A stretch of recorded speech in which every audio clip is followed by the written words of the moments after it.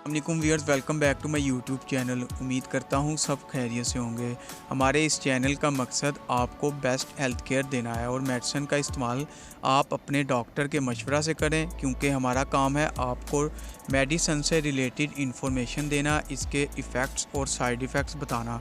Video को and तक लाजमी देखें, उम्मीद है इससे आपको बहुत फ़ायदा हासिल होगा। पैक्स कैप्सूल के बारे में होने वाली है आपसे तफसील से बात, तो चलते हैं वीडियो की तरफ। ये कैप्सूल डॉक्टर के बताए हुए नुस्खा के साथ ही इस्तेमाल करें। ये कैप्सूल डिप्रेशन, एंजाइटी डिसऑर्डर जिसे हम बेचैनी की बीमारी भी कहते हैं, डायबिटिक नर्वस पेन जो कि नसों और डायबिटीज़ में दर्द को कहते हैं, फाइब्रोमाइल्जिया ये वो कंडीशन है जिसमें बॉडी में आम सा दर्द रहता है। इसके अलावा नैरोपैथिक पेन जो कि नर्वस सिस्टम में होता है, यानी कि नसों का सिस्टम मतलब जो बॉडी में मूवमेंट कंट्रोल करता है। और आखिर में इनकॉन्टिनेंस यूरिनरी स्ट्रेस यानी कि पेशाब में दबाव का होना।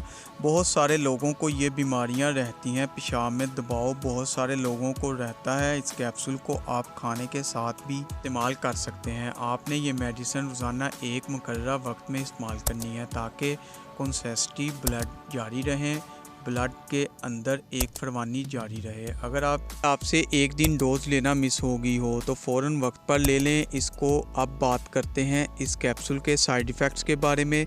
तो इस कैप्सूल के इस्तेमाल से नोज़िया, मतली का होना, सर दर्द और मुंह का बार बार खुश्क होना।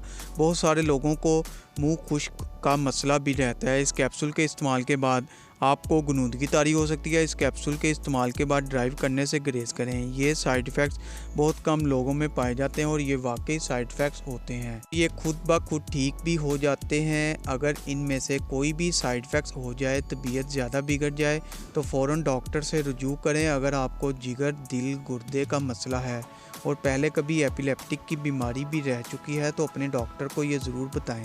अब बात करते हैं साइड इफ़ेक्ट्स को ख़त्म करने का तरीका के बारे में। अगर नोज़िया हो जाए इस कैप्सूल के इस्तेमाल से तो खाना कम और पीना ज़्यादा कर दें। और खाने की खुशबू अगर बीमार करती है तो ताज़ा हवा ले लें। आपने केला खाना है, वो ब्लड में पोटाशियम रिप्लेस करेंगे।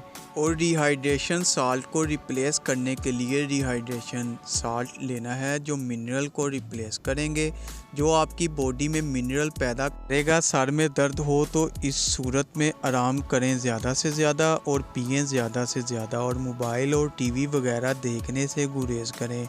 इन चीज़ों से दूर रहें जो आपके सर में दर्द की वजह बने। मुंह में खुश्की का होना, उसके लिए आप नमक वाला पानी पिएं और कोशिश करें नाक से सांस लें, ना कि मुंह से। हामला ख़वातीन इसका इस्तेमाल ना करें। दूध पिलाती माएँ इसका इस्तेमाल ना करें। उम्मीद है आपको वीडियो अच्छी लगी होगी। वीडियो को लाइक और शेयर ज़रूर करें। चैनल को अभी तक सब्सक्राइब नहीं किया तो चैनल को सब्सक्राइब कर लें और बेल के बटन को प्रेस करना ना भूलें ताकि नेक्स्ट वीडियो की इन्फॉर्मेशन आप तक बआसानी पहुंच सके। शुक्रिया, अल्लाह हाफिज़।